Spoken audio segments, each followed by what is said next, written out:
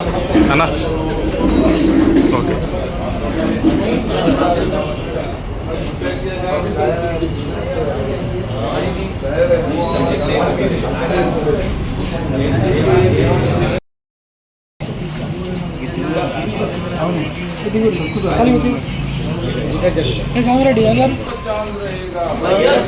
नाम रहेगा जब तक सूरज चांद रहेगा नाम रहेगा कांग्रेस पार्टी जिंदाबाद वैएसआर अमर है जोहार वैएसआर जोहार जोहार जोहार वैएसआर जोहार जोहार जोहार वैएसआर जोहार जोहार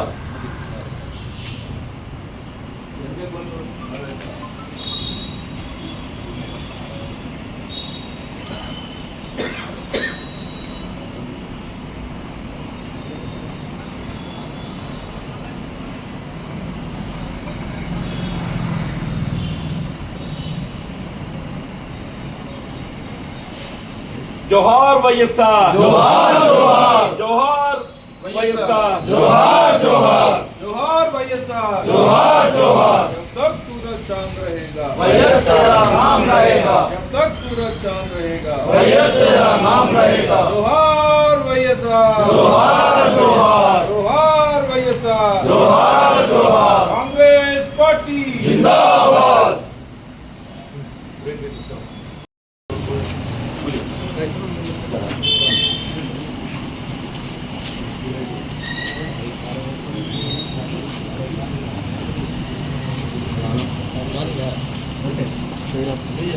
नूतन असेंबली प्रेसिडेंट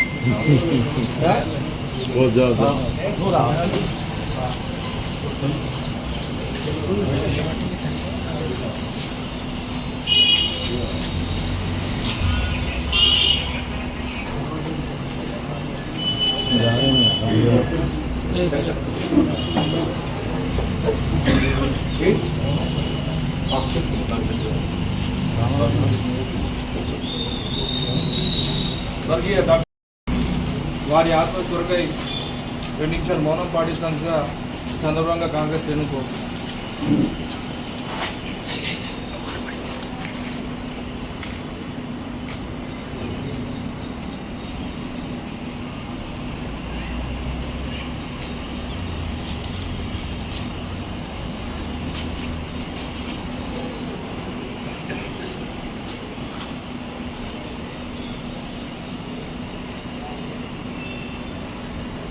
जोहार वैएसआर जोहार जोहार वैएसआर अमर है वैएसआर अमर है वैएसआर अमर है कांग्रेस पार्टी जिंदाबाद వైఎస్ రాజశేఖర రెడ్డి గారి ఆలోచన విధానం వర్ధిల్లాలి వైఎస్ రాజశేఖర రెడ్డి తెలంగాణ రాష్ట్రం తెలుగు రాష్ట్రాలు గుర్తింపు పొందుతున్నామని చెప్పంటే ఉమ్మడి ఆంధ్రప్రదేశ్ రాష్ట్ర ముఖ్యమంత్రిగా వైఎస్ రాజశేఖర రెడ్డి గారు అమలు చేయ తలపెట్టినటువంటి ఒక కార్యక్రమాలని చెప్పక తప్పదని చెప్పట్లేదు. అంటే వాస్తవంగా వారి పంచే కట్టులోనే ఒక రైతు మూర్తి పిలుస్తుందని చెప్పండి. ముఖ్యంగా ఇవాళ వారు రైతాంగానికి ఏదైతుందో జాతీయ స్థాయిలో రుణమాఫీ చేయాలని చెప్పినప్పుడు యూపీఏ ప్రభుత్వం భావిస్తే సకాలంలో అప్పు తీర్చినటువంటి ఒక రైతుకి ఏదైతుందో ప్రత్యేకంగా 5,000 రూపాయలు ప్రోత్సాహం కల్పించినటువంటి యొక్క రాష్ట్రం మరి ఆనాటి ఉమ్మడి ఆంధ్రప్రదేశ్ రాష్ట్రం అని చెప్పక తప్పదంటుంది. వాళ్ళు ఏదైతుందో వీళ్ళ కాలువల ద్వారా మనం సాగునీరు పొందేటువంటి అవకాశం ఒకవైపు లభిస్తుంటే విద్యుత్తుపై ఆధారపడ్డ రైతాంగానికి ఇటు మనము బోర్బావులు ఏర్పాటు చేసుకోవడమే కానీ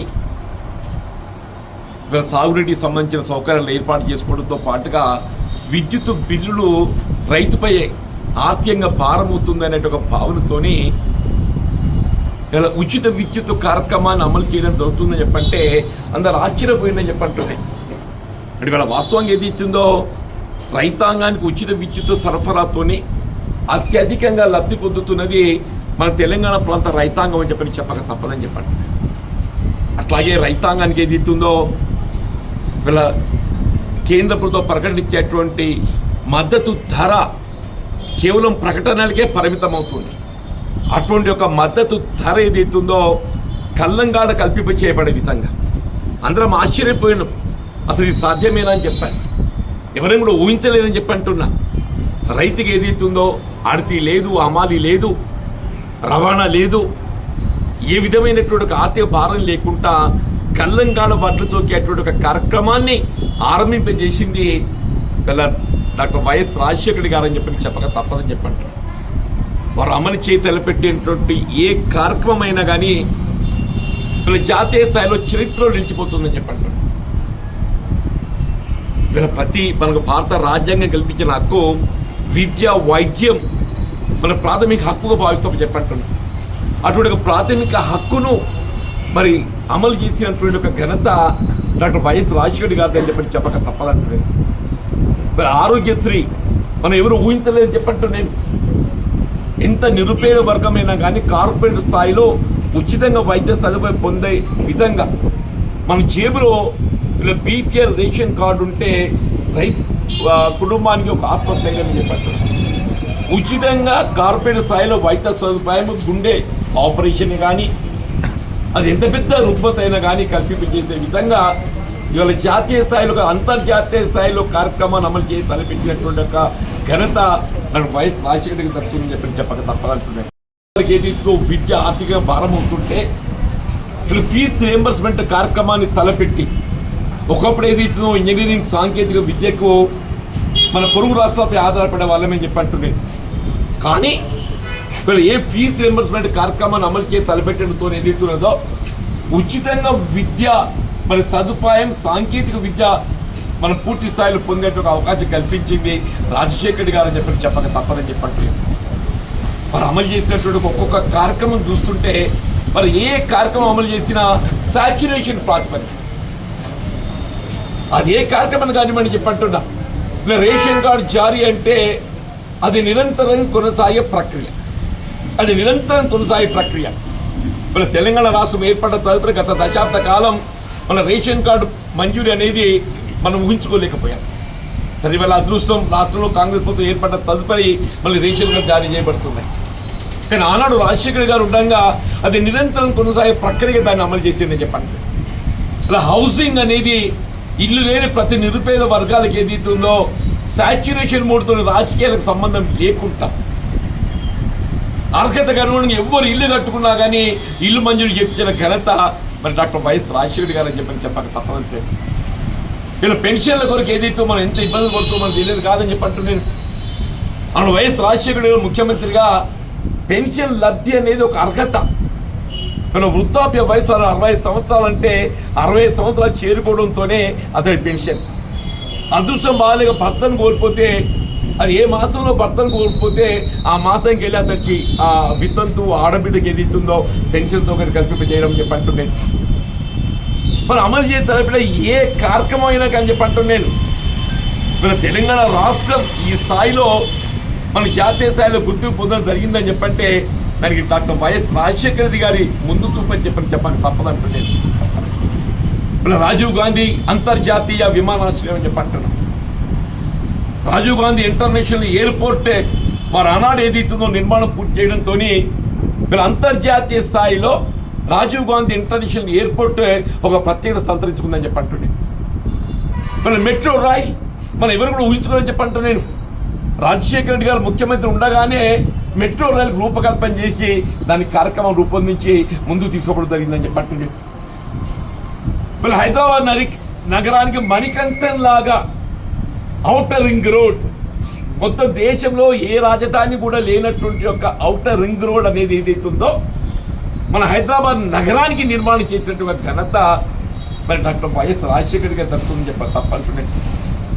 ఒకప్పుడు మనం ఐఐటి విద్య, ఉన్నత సాంకేతిక విద్య అని చెప్పంటే ఉమ్మడి ఆంధ్రప్రదేశ్ రాష్ట్రంలో మనకు లేకుండా అక్కడ ఉమ్మడి ఆంధ్రప్రదేశ్ రాష్ట్రంలో ఐఐటి స్థాపన కొరకు ఏదైతుందో మరి అప్పటి యూపీఏ ప్రభుత్వంపై ఒత్తిడి తెచ్చి సోనియా గాంధీ గారి యొక్క సహకారంతో సంగారెడ్డి ప్రాంతంలో ఏదైతుందో ఐఐటి మనం ఏర్పాటు చేసుకున్నామని చెప్పి అంటున్నాను.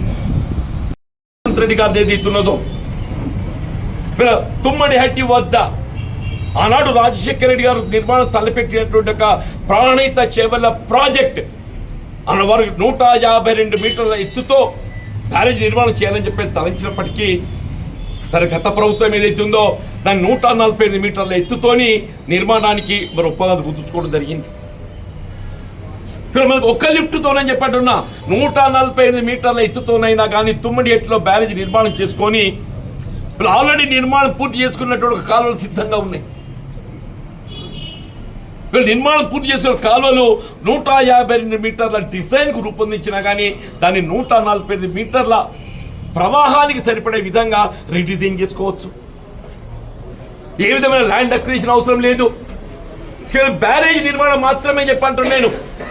కేవలం బ్యారేజ్ నిర్మాణంతో ఏదైతుందో కేవలం ఒక 3-4 వేల కోట్లు 4-5 వేల కోట్లతోనే బ్యారేజ్ నిర్మాణం అవుతుంది.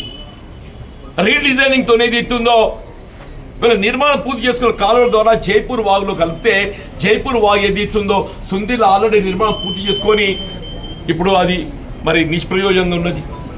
సుందిలో పైన కలపగలిగినట్టయితే already lift already existing further ఏ విధమైనటువంటి ఒక ఆర్థిక భారం లేకుండా కేవలం 5,000 కోట్లతోనేది ఇస్తుందో తుమ్మడియేటి వద్ద బ్యారేజ్ నిర్మాణం చేసుకొని ఎల్లంపల్లికి నీటిని తరలించే ఒక అవకాశం ఇవ్వాల్సి ఉందని చెప్పండి. అను డాక్టర్ బాబాసాహెబ్ బిఆర్ అంబేద్కర్ సుజల స్రవంతి ఏదైతే నిర్మాణం తలపెట్టమో మనది మీరు గత ప్రభుత్వం ఏదైతుందో మేడిగడ్డ బ్యారేజ్ నిర్మాణం 100 మీటర్ల ఎత్తుతో తలబెట్టిన 3 లిఫ్ట్లు అని చెప్పంటాను నేను.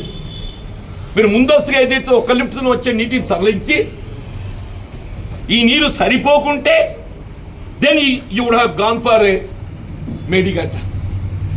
ఇప్పుడు ఏ నిర్మాణం ముందు చేయాలి, మనం ముందస్తుగా ఏదైతుందో తుమ్మడి ఏటి వద్ద బ్యారేజ్ నిర్మాణం చేసుకుంటే మనకు అందుబాటులో ఉన్న నీరు ఏ మేరకు ఉంటే ఆ మేరకు తరలించుకొని దాన్ని వినియోగించుకుంటూ అది మన అవసరం తీర్చకున్నట్టయితే అప్పుడు ఏదైతుందో మీరు సెకండ్ ఫేజ్కి ఆలోచన చేయవలసిన ఒక మేడిగడ్డను మొదటి దశకి తీసుకెళ్ళి మొదటి దశలో నిర్మాణం చేయవలసిన తుమ్మడి హట్టిని ఏదైతుందో నిర్లక్ష్యం చేసి మన తెలంగాణ ప్రజానీకం ఏదైతుందో వాళ్ళ అదృష్టం కొద్దీ మరి ఒకవైపు ప్రకృతి వైపరీత్యాలను భావిస్తున్నాం మనం. కానీ ఆ ప్రకృతి వైపరీత్యాలే మనల్ని ఆదుకుంటున్నాయి. ఒకవైపు తుఫాన్లు, ఆ తుఫాన్లు మనం ఆదుకుంటున్నాయని చెప్పండి. సరే పంటలు నష్టపోయిన పంటలు ఏదైతుందో ఆ రైతాంగాన్ని ఆదుకోవాల్సిన బాధ్యత ప్రభుత్వంపై ఉందని చెప్పండి.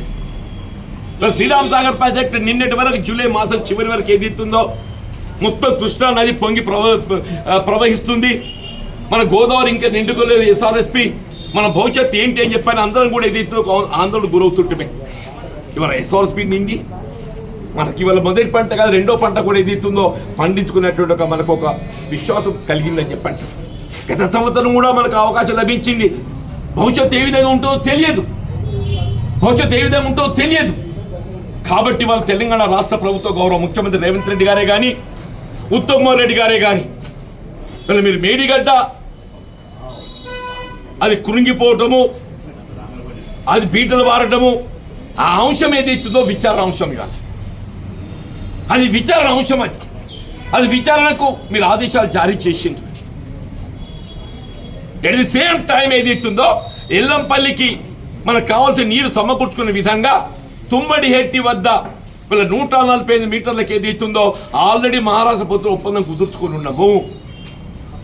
ఆ తుమ్మడి హెట్టి బ్యారేజ్ ఏదైతుందో మీరు సత్వరమే నిర్మాణాన్ని ఆరంభింపజేసి యుద్ధ ప్రాతిపదికన ఈ వేసవిలోగా నిర్మాణం పూర్తి చేస్తే భవిష్యత్తు అవసరాలు మనం తీర్చేటువంటి ఒక మనకు అవకాశం లభిస్తుందని చెప్పి అదే మనం రాజశేఖర రెడ్డి గారు కల్పించేటువంటి కృతజ్ఞత అభివందనం అని చెప్పి మనం చేస్తున్నాం.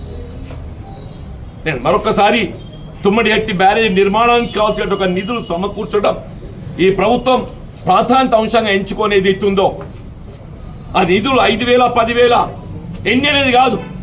నా అంచనా 5,000 అనుకుంటున్నాను నేను. It may go to 10,000. 5,000 10,000 సమస్య కాదు అది. కానీ 5,000 10,000 అనేది ఎత్తుందో మన సమృద్ధిగా నీరు పొందే అవకాశం ఉంది. ఇలా తుమ్మడి వద్ద బ్యారేజ్ నిర్మాణం చేయడమే మనం రాజశేఖర రెడ్డి గారికి నివాళులు అర్పించిన వాళ్ళతో అని చెప్పండి. ఆ తుమ్మడి వద్ద బ్యారేజ్ నిర్మాణం చేసి ఆ నీటిని ఏదైతుందో మనం ఎల్లంపల్లికి తరలించబడే విధంగా కార్యక్రమాన్ని పూర్తి చేసుకోవడమే మన రాజశేఖర రెడ్డి గారికి నివాళులు అర్పించే వాళ్ళతో అని చెప్పినట్టు ఒక భావన అభిప్రాయం వ్యక్తం చేస్తూ మరి నాకు ఎప్పుడు కూడా రాజశేఖర రెడ్డి గారి జయంతి కానీ వర్ధంతి కానీ వారితో నాకు ఉన్నటువంటి ఒక అనుబంధం అంటే నేను ఒక రాజకీయ నాయకుడిగా కాకుండా ఒక కుటుంబ పరంగా ఆత్మీయని కోల్పోయినటువంటి ఒక భావన నేను కలిగి ఉన్నాను చెప్పండి.